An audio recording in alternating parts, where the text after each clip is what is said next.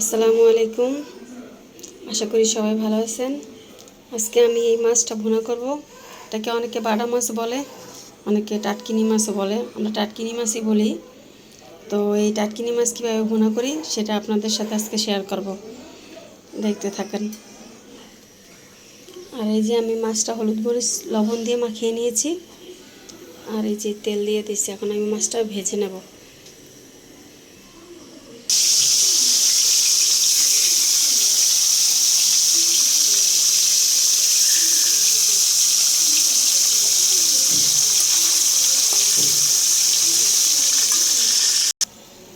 এই যে আমার মাছগুলো এই যে কড়া করে ভেজে নিয়েছি। আর এদিকে আমি পেঁয়াজ, যে কাঁচামরিচ, ধনিয়া পাতা আর এই যে আলু কেটে নিয়েছি। আমি মাছে আলু দিব। আপনারা চাইলে খালিও শুধাও ভুনা করতে পারেন। এই যে আমার তেলটা গরম হয়ে গেছে, এখন আমি যে পেস্টটা দিয়ে দেব।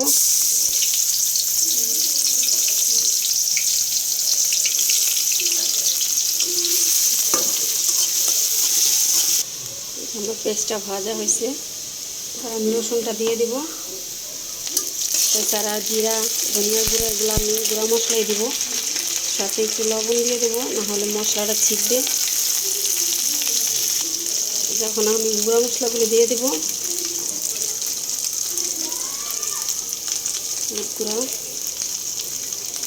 দেবো, মরিচ গুঁড়া,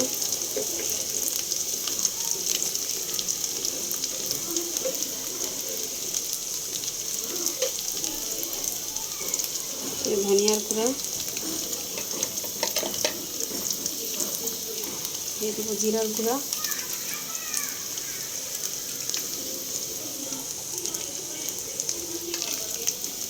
এবার আমি একটু পানি দিয়ে দেবো।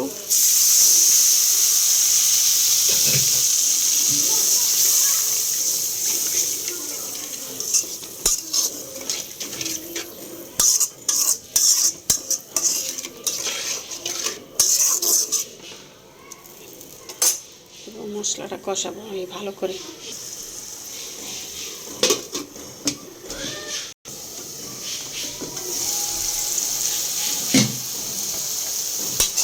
মশলা কষানো হয়ে গেছে, আমি কাঁচামরিচটি দিয়ে দেব।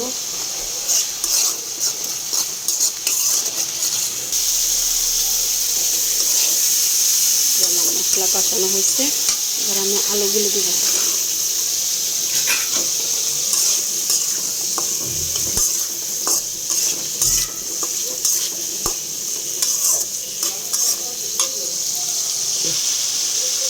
আমি এখন একটু পানি দিয়ে দিব, আলুটা ভালোভাবে সেদ্ধ হবে।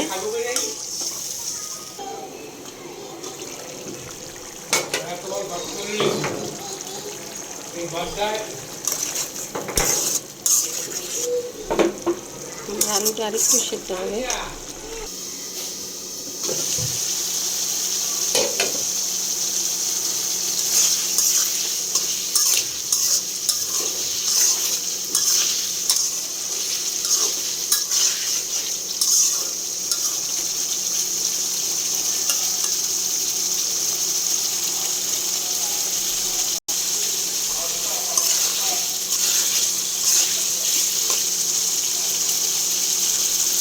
আলুটা সেদ্ধ হয়ে গেছে, এবার আমি ঢেলে পানিটা দিব।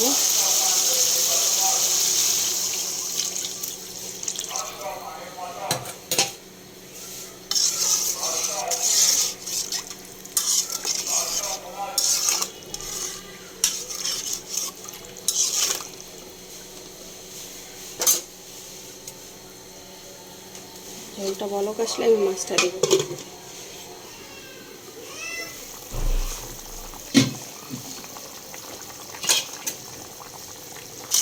আমার তরকারিটা বলক এসে গেছে, এবার আমি মাছটা দিব।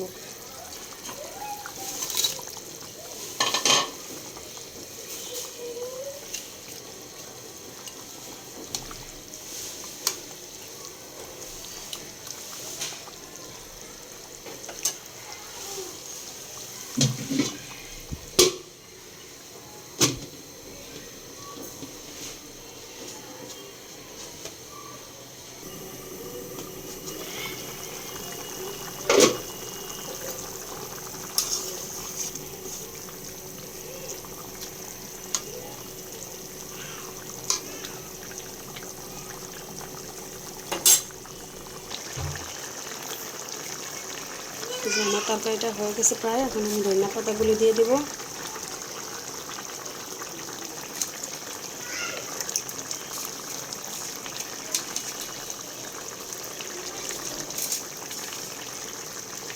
কাঁচামরিচ আছে, এটাও দিয়ে দিই।